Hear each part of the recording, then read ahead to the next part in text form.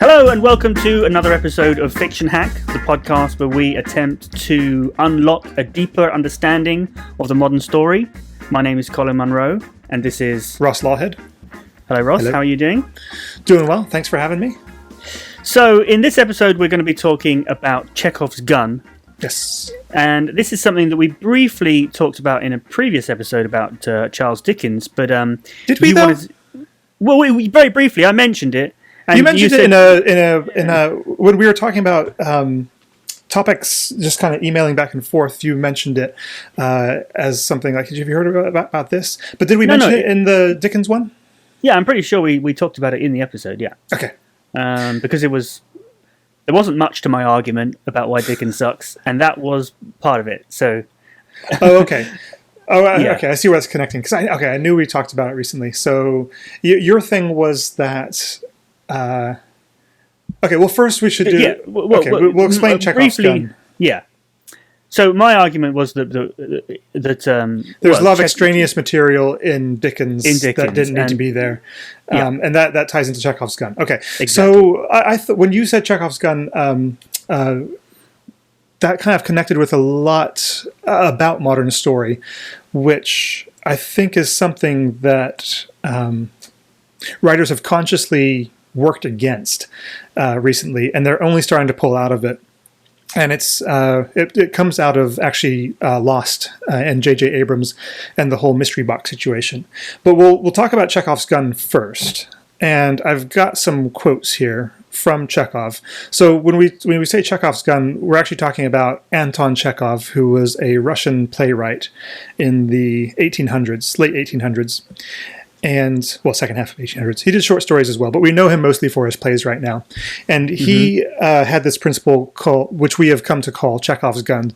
I've gone on Wikipedia, the source of all knowledge, and there are actually 3 times in his writing that he's referred to guns in this sense. So I'll just read those all out, and those will give us kind of an idea of what he's aiming at, so to speak. Yeah. Anyway. Okay. So, first quote here. Remove everything that has no relevance to the story. If you say in the first chapter that there is a rifle hanging on the wall, in the second or third chapter it absolutely must go off. If it's not going to be fired, it shouldn't be hanging there. Mm-hmm. Yep. So he's saying chapters. I think he meant to say acts, because, I mean, he only wrote 1 book apparently. I think that shows, because the third chapter is you're still setting things up. But anyway, he has 2 more quotes. These are 2 letters to his friends. So second quote is, "One must never place a loaded rifle on the stage if it isn't going to go off. It is wrong to make promises you don't mean to keep." And apparently, in context, the gun is a monologue. So obviously, I don't know. I mean, I'm not a So he wasn't talking actor. about a literal gun as a prop, or was he? He was not. Not in that one. But the second one he does. He says, if in the first act you have a hung pistol on the wall, then in the following one it should be fired. Otherwise, don't put it there. So, now the sense of that is kind of utilitarian in that, just if there's no point putting something in a narrative that isn't going to pay off later on. Mm-hmm. It also, I think... I mean, you also get told about foreshadowing, which means that if you're going to have a big event at the end, then sort of telegraph that event early on in order to kind of warm the audience to the idea of it. And it sometimes gets called signposts as well, doesn't it? Signposting, telegraph. I mean, okay, I can't think of any examples of that. What's an example of foreshadowing or signposting? What would you say? Well, I remember reading when I read Harry Potter the first time round. All of them really. Uh-huh.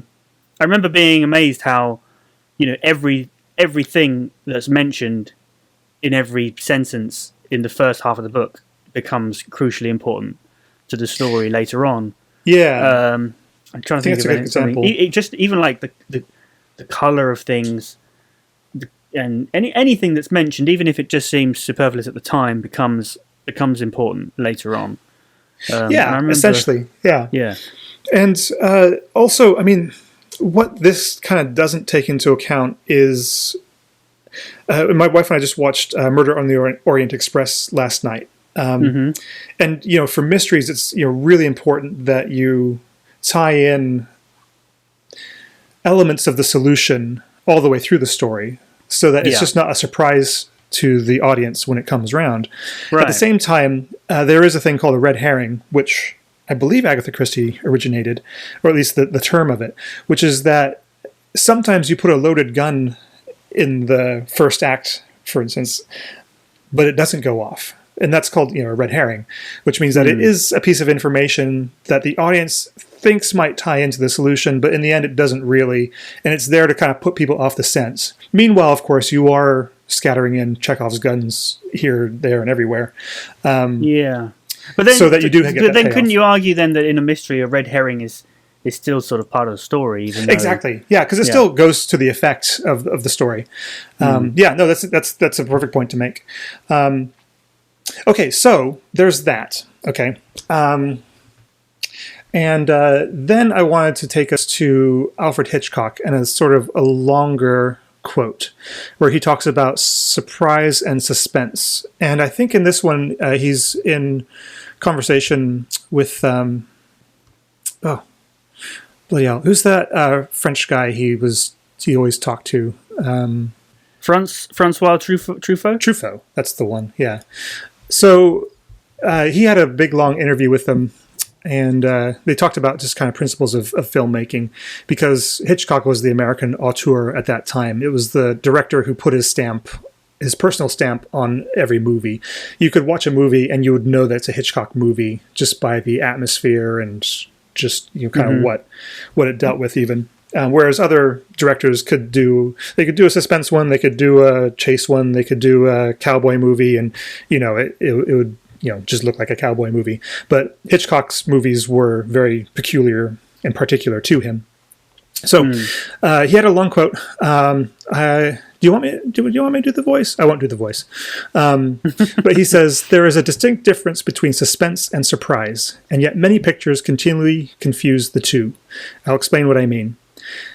And he goes on to say, "We are now having a very innocent little chat. Let's suppose that there is a bomb underneath this table between us. Nothing happens, and then all of a sudden, boom, there is an explosion. The audience is surprised, but prior to the surprise, it has seen an absolutely ordinary scene of no special consequence. Now, let us take a suspense situation. The bomb is underneath the table, and the public knows it, probably because they have seen the anarchists place it there. The public is aware that the bomb is going to explode at 1 o'clock, and there is a clock in the decor. That means, the clock behind them. The public can see that it is 1:45.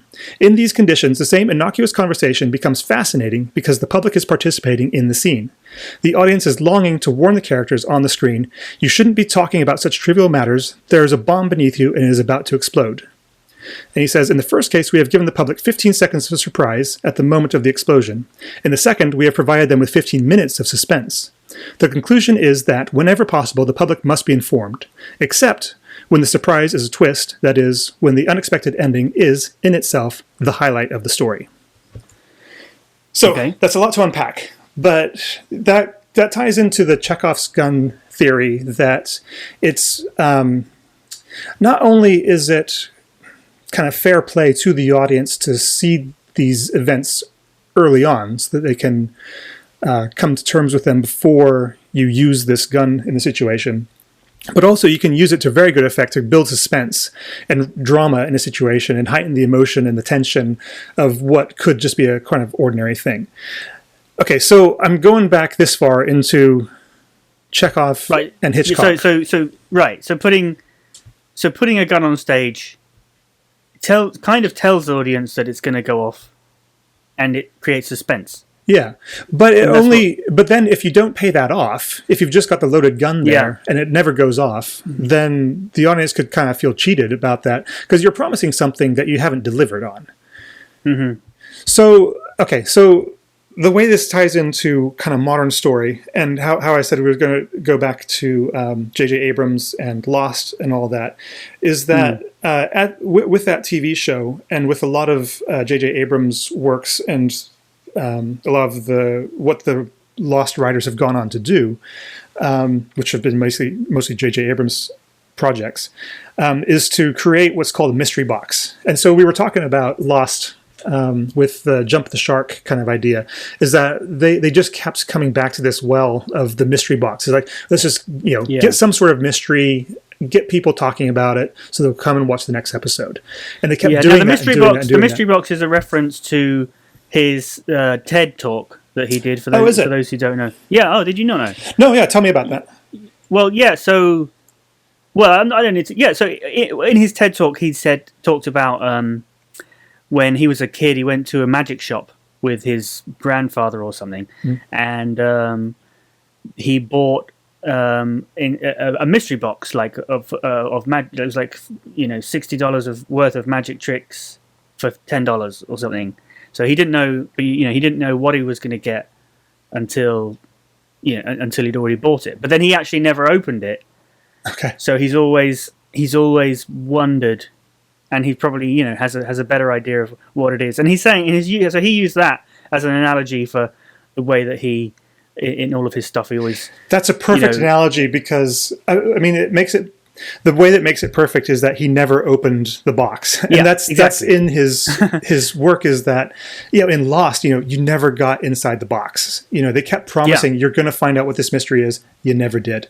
And actually, there's another writer who's not been directly involved in anything J.J. Abrams does, but really has built his career on that, and that's Stephen Moffat, who has been doing Doctor Who and Sherlock.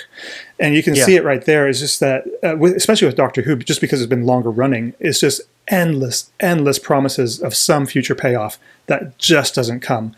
Even at the very last episode that he knows he's going to do, he's subverted so many of his own setups that it's just meaningless in the end. There was that whole one about silence falling and the question being answered and all that kind of stuff, and it's like, well, silence means this, and now it's these aliens, and now the question is this, and now the question is that, and by the end you're just so spun around that you can't, even if you could keep track of it, it's lost any sort of emotional meaning. And that's what we saw with Lost, and that's what we talked about with the jump the shark kind of context. So I think the mystery box idea is very, very effective, but you have to know what the mystery is yourself as a writer. Yeah, well, do you? And then this you have is the to thing. deliver it. So for me, this is the last thing I wanted to tie in, and this is the last quote I've got. I think it all came to a head with the new Star Trek series. Although, with Star Wars, he did set that up. I know I wasn't going to mention Star Wars, but I'm just mentioning it this once. I think you've got to mention it every episode. That's going to be a running gag. I'm not going to mention. This is the last time I'm going to mention Star Wars on this podcast. It's not. I hand to God. So, it's the mystery box in that case is like Luke's lightsaber. How did it get there? It's Rey's parents. Why is she on this planet abandoned? And she can use the Force. It's Emperor Snoke. Who is he? Why is he there? One of them you got paid off. Who is Kylo Ren? That was a mystery box which got paid off in the movie. But then you had the next movie. Rian Johnson, who believes in nothing, just saying, well, there's nothing in the mystery box, none of these mystery boxes. So there's no point to it. Anyway, so, we're still dealing with the after effects of it. I think that it came to a collapse moment with Star Trek Into Darkness, the second of the reimagined Star Trek movies. And I found a quote, which I had read at the time, and I thought, this is a dead giveaway. And I was able to find it again. So this is Damon Lindelof, who was a writer with Lost, I think from the beginning. They did bring some people in the middle, but I'm pretty sure he was one of the beginning guys. And so, okay, let's do a spoiler for Star Trek Into Darkness. If you haven't seen it, pause this, go watch it, and then come back. Because this has to deal with the concept of spoilers as well. So, okay. You've seen it, so we both know what we're talking about. Now, there was a kind of let's see, was it a leaked mystery box? Is that what it is? But they built up a whole bunch of mystery about Benedict Cumberbatch's character in that before the movie even came out. They said, we've got Benedict Cumberbatch. He was a rising star at that time. People didn't really know him except from a couple things. I think he may have done the first season of Sherlock, but not anything else. So he was starting to get on people's radars, and it was like, okay, this is an interesting chap. And they put him in the second Star Trek movie. And the producers and the director said, well, there's a special secret about this character that we're not going to tell you. Now, anybody who is a fan of Star Trek instantly thought, well, he's Khan, from the second Star Trek movie. Because it was a reboot. So the first one... It was a reboot, exactly. Kind of mirrored the first Star Trek movie, and it was kind of obvious that the second one would mirror it as well, because this is what J.J. Abrams does. It's a reboot, So, he would kind of follow that general pattern. And that's what turned out to be the case, is that he was Khan. Now, the reveal in the movie from a narrative sense was okay. It was kind of built up. There was no reference to any Khan in the story. And so when he revealed that he was Khan, he's like, I'm Khan. It's like, well, if you didn't know who Khan was already, then it didn't mean anything to you. So if you weren't a Star Trek fan, you didn't care. But if you were a Star Trek fan, you'd already guessed. So they already kind of undercut themselves with that kind of mystery box thing. And the perfect quote I read, which was by Damon Lindelof, I found this on the Collider.com website, but I swear I read it in Empire magazine. Let's see. Okay, let's have it here. So he talks about this effect. He says, if I tell people who Cumberbatch plays, they know that they would have a 5-second rush of exhilaration followed by 4 months of being completely and totally bummed out that they can't tell anyone else, and that when it gets revealed in the movie, it will have been spoiled for them. That's why they're called spoilers. They're not called awesomes.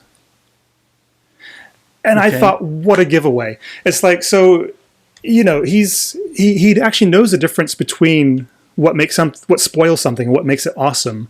And he's decided to not do something that would be just an awesome idea, but he's just playing the mystery box game just for effect. So, which seems lazy to me. I don't know. What does that say to you? Yeah. So what you're saying is that what they could have done is come out and right at the beginning and said, yeah, Benedict Cumberbatch is playing Khan. We're bringing Khan back in the second movie in the franchise, and you're going to have to wait and see what awesome thing we do with him in this alternate reality. Yes, exactly. Right? Yeah, I think that's it. Because I guess I was kind of down on it, but I think you're right that would be a much better way to go, because the fans who know who Khan is, they'd be, oh yeah, that'd be awesome. Like, Cumberbatch is a different kind of type to who was the guy who did that first Khan? He's a famous chap back in the day. He was in the original series, wasn't he? As Khan. I gotta go back and watch that stuff. Yeah. There was a Khan episode. Yeah. Because the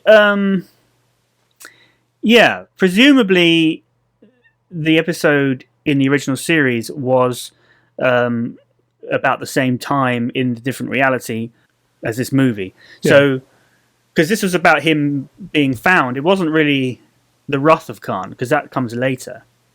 Right. Ricardo Montalban played Khan in the original series and in the movie. Yeah, so, absolutely. So they could have just said, well, why build this up as a secret? Because people who know about it are going to guess anyway. People who don't know about it aren't going to care. They should have just said, yeah, Benedict is playing Khan. It's a great new story. You're going to love it. He nails it. Whereas... And then that could have even made other people who didn't know who Khan was kind of interested in who's this Khan character. They go back and get a little bit more invested in the franchise, do some research, that kind of thing.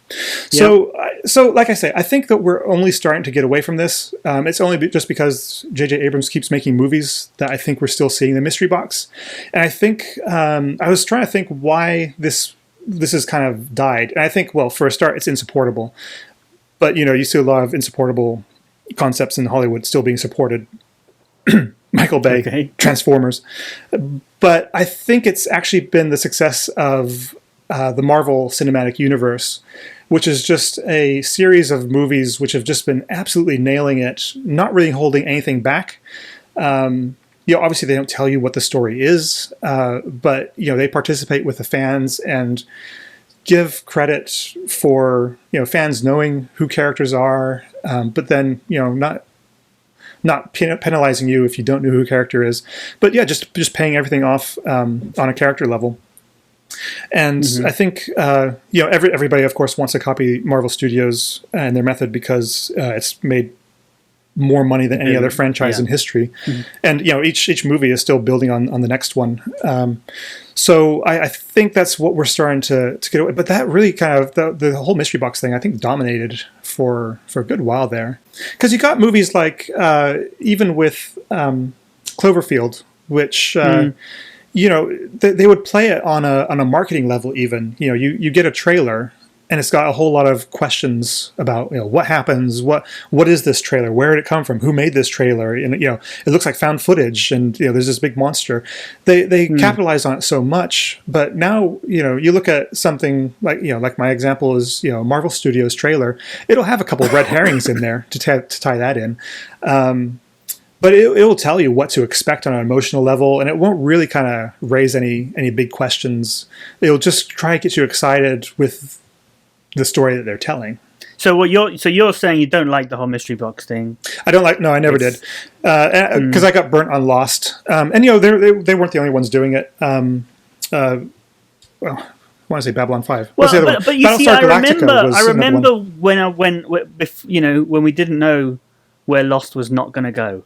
I mean, you know what I mean? Like, I remember in the middle of Lost, before the end. Before we got lost. Before it disappointed us. Yeah. And I remember thinking I remember it getting really sucked in because of the whole mystery box idea. And that was when I saw the TED talk that J.J. Abrams did where he explained it. And, and I thought, oh yeah, that's really, really clever and things. But then but I think that the problem with it is that, he just puts, it's just, I guess, yeah. It's okay to have the mystery box from the audience's point of view, but you have to tie things up and you have to know where things are going yourself. Otherwise, because with Lost it just fizzled out. It just all fizzled out. But if it had all come together and been explained, then it could have been awesome. Yeah. So I think, I don't know, maybe we've been disappointed more than it's been successful, because I guess an argument could be made that if there is something really awesome in the mystery box, then it would be okay. I'm trying to think if there ever has been. I mean, I guess, I don't know. Let's ask people to write in if they can think of something. I was almost going to say the Luke, I'm your father moment, but that wasn't something that was set up as a mystery. That was a twist. So this is what this is where I go back to Hitchcock and say it is far more effective to show people what's in the box while the characters don't know what's in the box, than it is just to have something happen. Because now thinking about it, it's only, you can only play it if you have a mystery. And this is why Star Trek Into Darkness, why they made such a muddle of it, is because there was no assumption that there was a mystery to start with. So they had to tell people that there was a mystery. But by telling people there's a mystery, it automatically set their brains starting to figure it out. And it was such an obvious solution. And and this is why I think it's awesome that J.J. Abrams didn't open his magical mystery box, because there's never a payoff with him, it seems. And maybe the third Star Wars new movie, he'll pay some of that off, but it doesn't seem like he had a plan. At least the producers aren't keeping Rian Johnson from ruining everything. But I'm not going to talk about him. So let us know what you think about the mystery box as an idea. Yeah. Is it a good idea? I mean, not you, the audience. I want to know from the audience when it's worked. When has a mystery box worked? Okay, give us some examples. #FictionHack on Twitter. Yeah, because I don't think it has. Yeah. Now, hold on a minute. I'm starting to think we're going to need to rename this episode Mystery Box episode and not Chekhov's Gun, because we've talked a lot more about mystery boxes than we have about Chekhov's Gun. A lot more than guns. Yeah, maybe we'll have to come back to that. But then I was thinking that there is one mystery which turns that on its head, which is the Columbo mysteries, where you see the murderer commit the crime at the beginning, and then you have the tension all the way through the episode about whether Columbo is going to solve it or not. Is he going to get too close? All that kind of thing. Of course, he's going to solve it. He always does. But still, it's a great trick. I mean, have you seen any Columbo? Not really, no. Oh, okay. You should watch some Columbo. Yeah.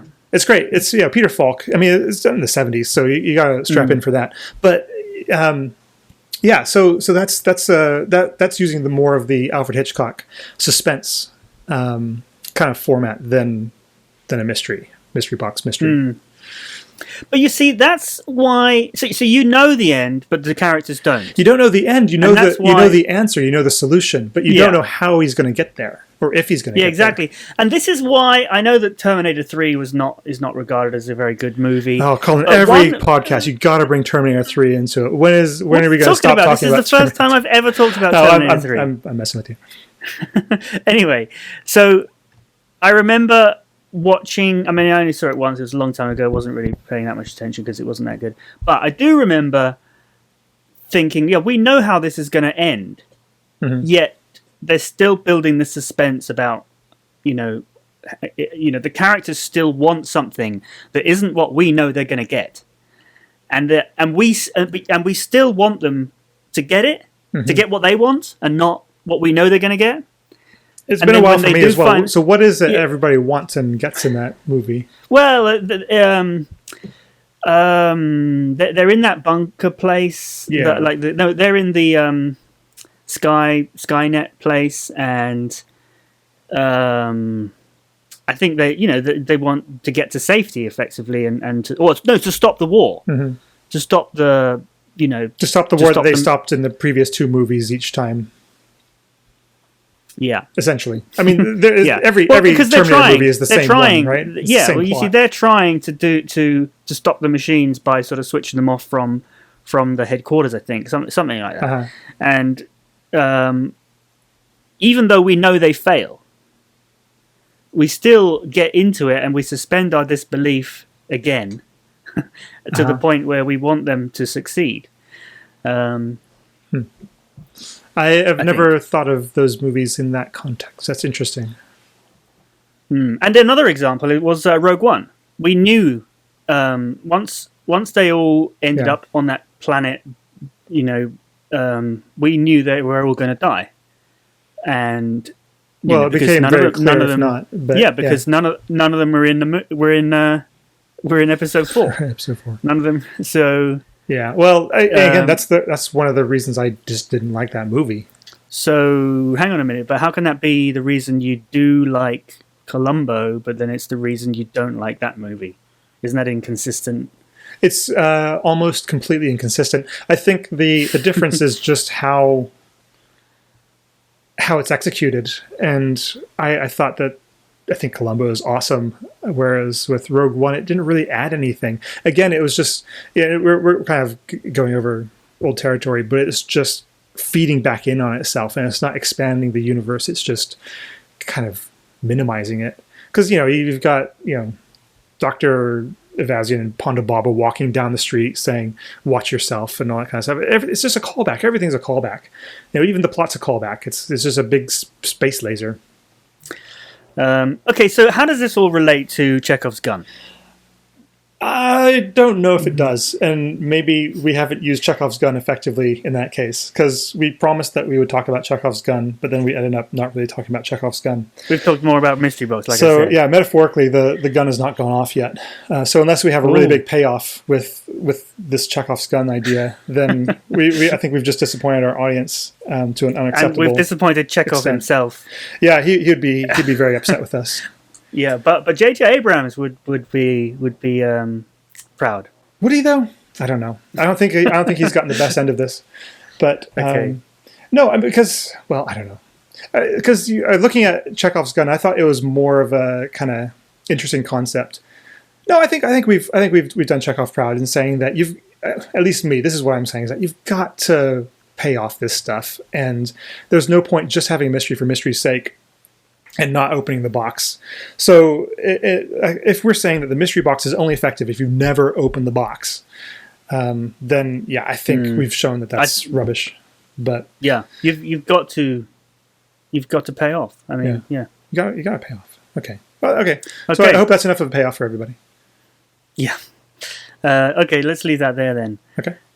So Oh, so hang on. Yeah, one last thing. This is like to do with the show. Do you want to do a segment like what we're reading sort of thing? Because you had that idea at the beginning. I thought it was really good. I'm not sure I do because I'm reading Art of the Deal by Donald Trump at the moment. I don't think I want people to know Donald Trump. What are you reading anything or watching anything interesting at the moment? But right now, while I'm podcasting? Obviously not while you're podcasting, but this week we should probably make this. It'd be interesting to make this like a segment. Yeah, a weekly segment. It could be weekly. It doesn't have to be weekly. Yeah. No, I'm always got something on my reading list. I should send a picture of the literal books that are stacked up next to my bed. It drives my wife crazy because she can't make the bed. I don't. Okay. You have done that in the past. I've seen old versions. Oh man, like I've Well, I've filled up window sills, like entire windows up with just unread books, and it hasn't gotten better, Colin. I'll be honest. Okay, but what are you planning on reading in the next week? Well, or watching? So what I'm doing right now? Okay, I'm taking a break and I'm rereading Hitchhiker's Guide to the Galaxy, the Restaurant at the End of the Universe, to be exact. Just because I want to read that one again. I remember you tweeting about this week. Mm-hmm. Yeah. I let people know. And however, I'm actually going sort of deeper into real sci-fi, or SF, as they like to call it now, speculative fiction. Although I think sci-fi is still fine. I think people who are real kind of sci-fi nerds don't mind that it's sci-fi because, what's in a name. But what I'm doing is I've got a list of all the Hugo Award winners, and I'm trying to pick off some of those. So these are the science fiction award for really awesome books. And I kind of got onto that track because I've been reading Ursula Le Guin, and she's got a science fiction series, the Hainish novels, which are all kind of loosely tied to each other. They don't have any of the same characters, but they obey the same laws of physics in that, there hasn't been a faster than light travel method developed that will take humans or take any organic matter from place to place. It's either you can either use it to send something inanimate through slip space or a wormhole or whatever, or it just takes thousands of years to get between these planets. So she's orchestrated this setting where there is an intergalactic battle happening, interplanetary, interstellar, I guess, battle happening. But every move of like your chess piece takes hundreds of years at a minimum. So generations will rise and fall in the time that it takes you to actually get to a place in order to invade it, at which point they may know that you're coming because you can communicate faster than light, but you can't travel faster than light. So I've already read the first 3 books in this, which are not widely reprinted. The first one's Rocannon's World. The second one is Planet of Exile, and then it's City of Illusions. You can get those as a single volume now. But then the next 2 in the series have both won the Hugo Awards and the Nebula Awards. So there's Left Hand of Darkness coming up, and then The Dispossessed. So The Left Hand of Darkness, quite apart from being an awesome title, is the next book that I've got on my list. Mm-hmm. So anyway, that's enough for me. What are you reading / watching at the moment? Well, actually, after last week, I did go and download from Audible Tale of Two Cities. Did you? And I've been listening to that, and I can see what you were getting at with the emotion. I'm still quite near the beginning, but it's a bit. I had the bit where that girl was reunited with her father. Uh-huh. Who's kind of gone crazy. Spoiler alerts for Tale of Two Cities, by the way. Spoiler alert. Yeah, well, it was quite near the beginning, so I don't think for a book written 150 years ago. Spoiler, yeah. So yeah, I can see what you're getting out on the emotion side. Yeah. I need to listen to it a little bit more. So you're not openly weeping on the bus yet. You're just still very stoic. Okay, that's fine. Yeah. Maybe I'm just not a very emotional person. Maybe I am a stoic. I've been reading too much. Seneca. I am actually, now you mention it, not at the moment, but I am trying to read through all of Seneca's letters, but also and do like an audio book version of them. You mentioned that. That sounds really interesting. I've got up to about letter 6, and that was partly that combined with doing this podcast is the reason I bought this better microphone. Okay. So yeah, but it's an awesome microphone, by the way. More about that another time. Oh, thanks. Yeah. Yeah, I've been watching the Star Trek Discovery. Oh yeah, on Netflix. Is that good? Did you see that? Is it on Netflix? Yeah, Netflix. Yeah. Oh, all the Star Trek's on Netflix now. Oh, okay. A friend of mine's binge watching his way through all of Deep Space Nine on there as well. I knew that was on there, but is it in the US or just UK? The new one. I don't know. Oh, the new one. I presume. I think it was it's a Netflix original series. So yeah, it must be. No, it's quite old now. It's been around. Hang on. What are we talking about? A year ago. Discovery, not Enterprise. Which one was the one with Jason Isaacs in it? Yeah, Discovery. Oh, okay. That's the one. Yeah, I'm pretty sure we haven't got that yet. I think it's because they've got it on wherever it is right now. But it'll trickle down probably. Right. Yeah. Yeah. Well, it's not that great. I mean, it's okay, but it's. I'm not. Well, when you've watched it, I'm sure you'll have something like. We should have a Star Trek episode just so that we don't talk about Star Wars again. I'm sure you'll manage to weave it in somehow. Yeah, because we were going to talk about it with Jump the Shark, like which Star Trek season or series, sorry, did it all start going downhill? Let's not do it now. Let's put it in our pocket. Yeah, I've got something interesting about it. I think actually, because don't say it. Save it. Okay, we'll make it a mystery box for a future episode. Right. Yes. So we'll add that one to the list. The Star Trek episode. Add that to the list. Yep. Yeah. Write a tweet in if you've if you got something else. Well, should we wrap this up? Yes. Okay. So you mentioned tweets. Where can people follow you on Twitter? You can follow me at Ross Lawhead, all one word. You can also follow me on Instagram, Ross Lawhead, all one word as well.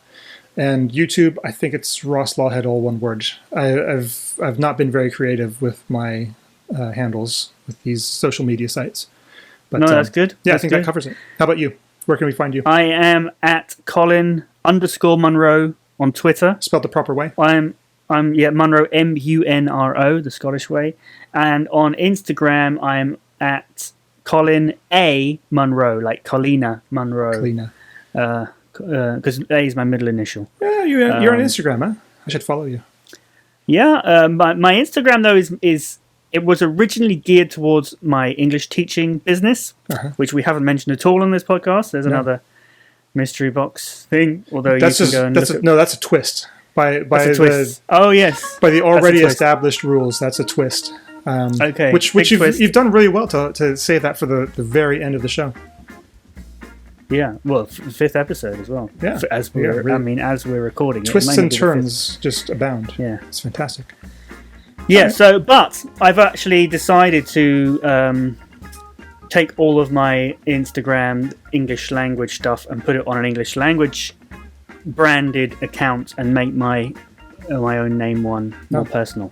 So follow me there. And if you're learning English, check out English Language Club on YouTube. Yeah. There's loads of places you can find me. It depends on what you're interested in. Yeah. I've got some other twists I could bring in later episodes. Learn some language for a change. Sounds great. Well, I think that's the show. See you all next week. See you all next week. Bye.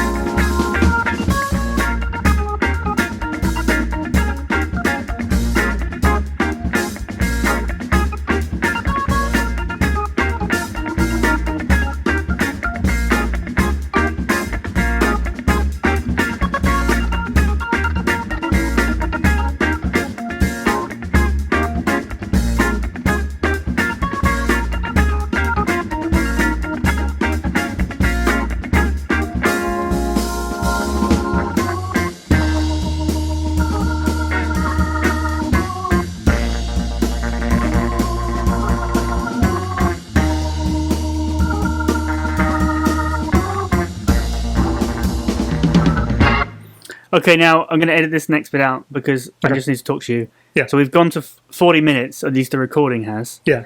And we haven't talked a lot about Chekhov's gun. I think we leave it. Because just leave it as it is? we may have said as much as we want to say about it anyway. It probably is better as a jumping off point for. Well, shall I mystery boxes. ask you? Okay, so how does this tie in with Chekhov's gun, and then you kind of tie it up? Yeah, let's do that.